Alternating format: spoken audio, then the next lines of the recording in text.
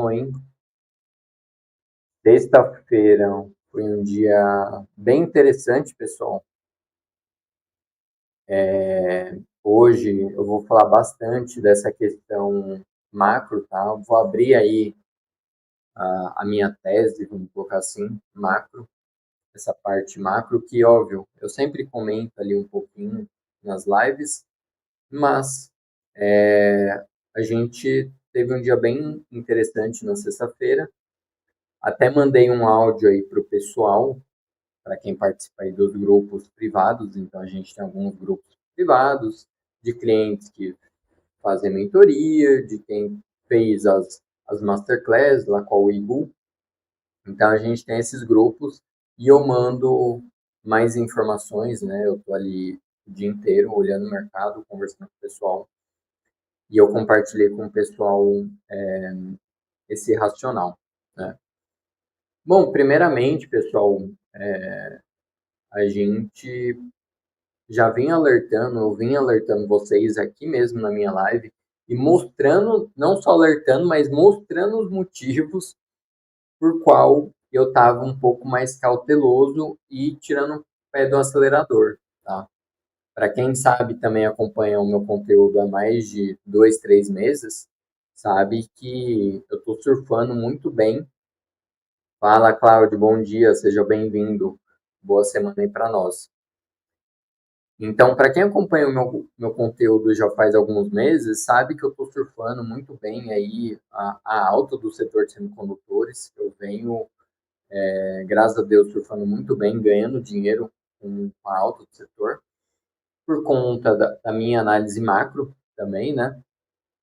Que muita gente fala que a gente está em bolha, e eu tenho várias métricas aqui, e eu acredito que a gente não está em bolha, né?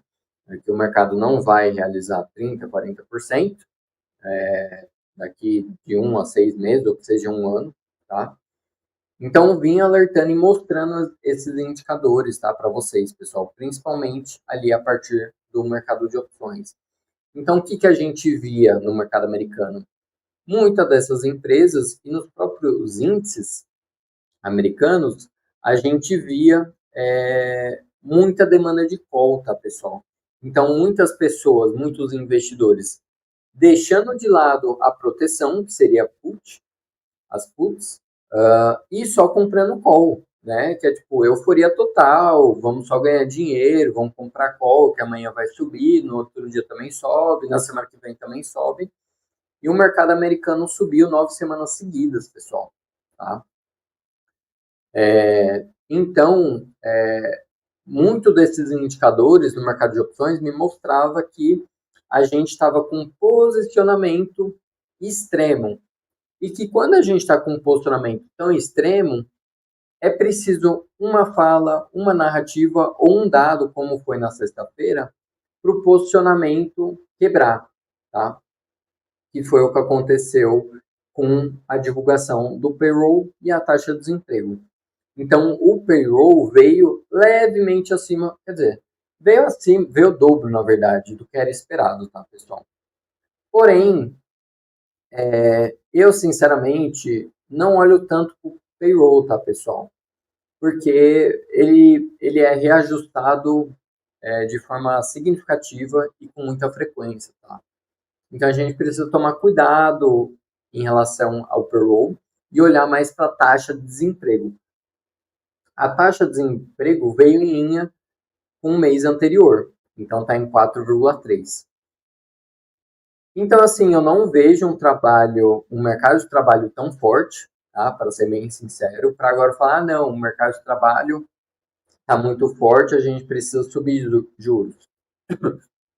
Eu não vejo isso acontecer, tá, pessoal? Então,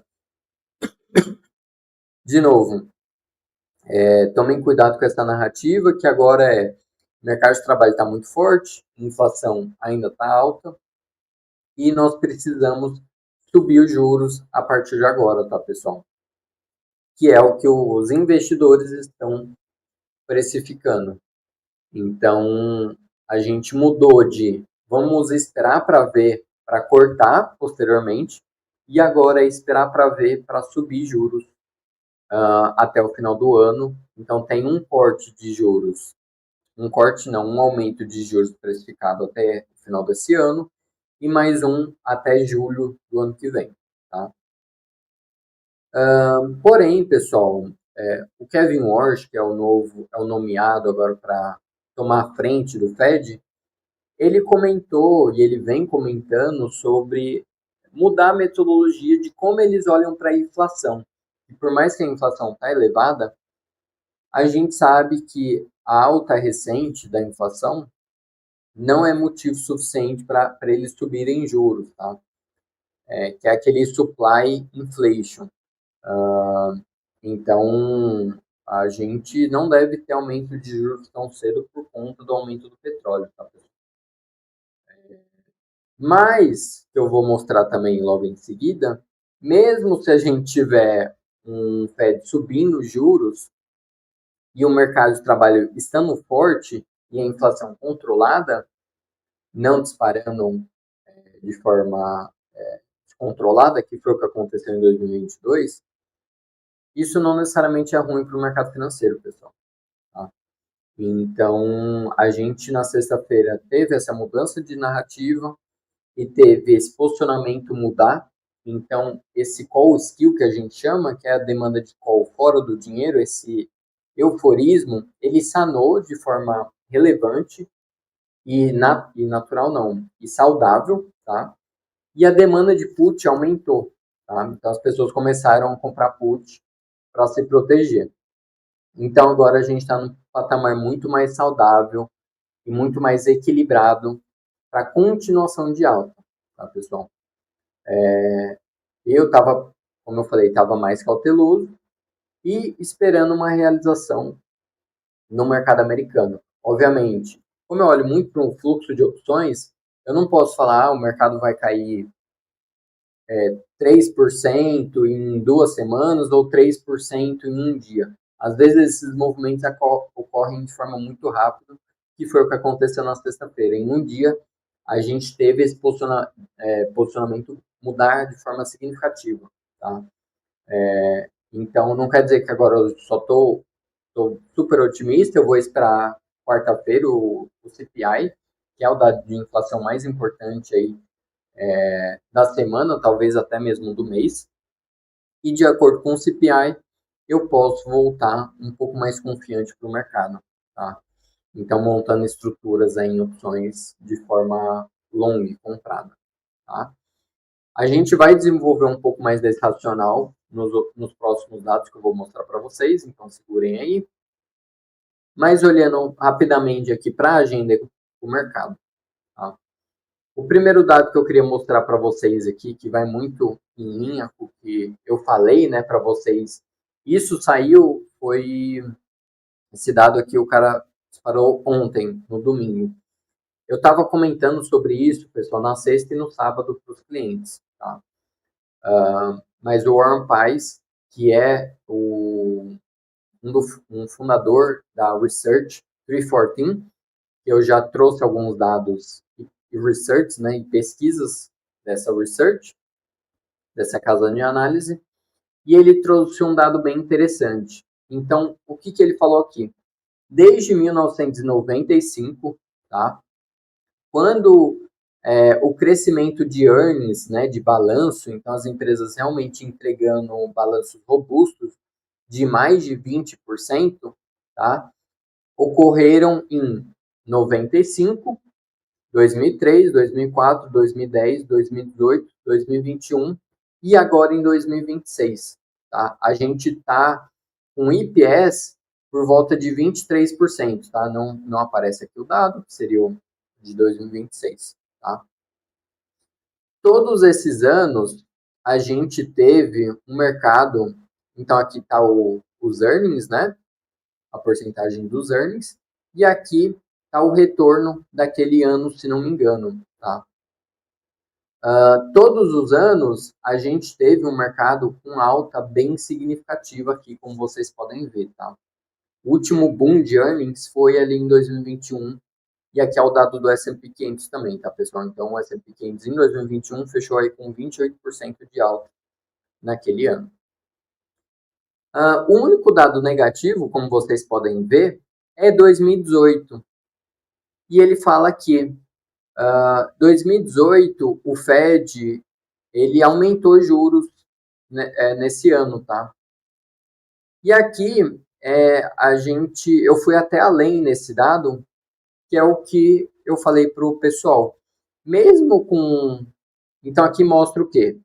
Lucro das empresas robusto, os earnings de forma robusta, né? Porém, aqui em 2018 a gente teve sim um Fed hiking, né? Subindo os juros. E eu fui além. E o Fed, naquela oportunidade, ele anunciou que ia aumentar os juros porque a economia estava muito robusta e a inflação estava baixa. Estava ali nas casas dos 2%. Ele anunciou que ia aumentar juros, começar a aumentar juros, tá? No final de 2017. Ele aumentou juros, agora não sei se eu vou lembrar, mas eu acho que março, junho, setembro e outubro e dezembro, se não me engano, tá? Se não me engano, foi 4 ou 5 aumento de juros, pessoal. E vou além, aqui não mostra, né? Mas eu vou até tentar fazer um gráfico, alguma coisa, mostrando o que realmente aconteceu em 2018. Então, a gente teve o Fed hiking e o mercado financeiro estava subindo, pessoal. O mercado estava subindo em 2018, subiu praticamente o ano inteiro, tá? O que trouxe o mercado para baixo? Não foi que o Fed estava subindo, foi dois fatores, na verdade. Foi porque o Fed já tinha subido 100 basis points, né, ali para outubro, novembro, final do ano.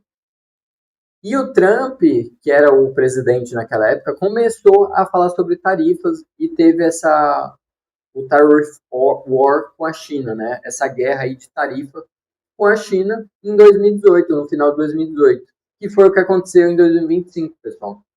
Então, assim, pode-se dizer que a queda que teve ali no final de 2018, que trouxe esse dado para baixo, né, uma entrega negativa, uma performance negativa no ano, por conta do Trump, por conta das tarifas, em vez de falar que, não, foi por conta da alta de juros, tá?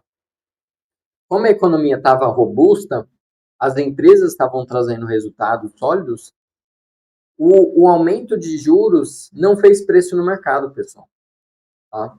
Então, eu estava pesquisando, indo mais a fundo, né, sobre esse ano, sobre o que aconteceu ali, e eu vou tentar trazer aí, quem sabe amanhã, um dado um pouco mais detalhado em relação a 2018, tá? Quantos raids a gente teve, qual que era a performance do mercado.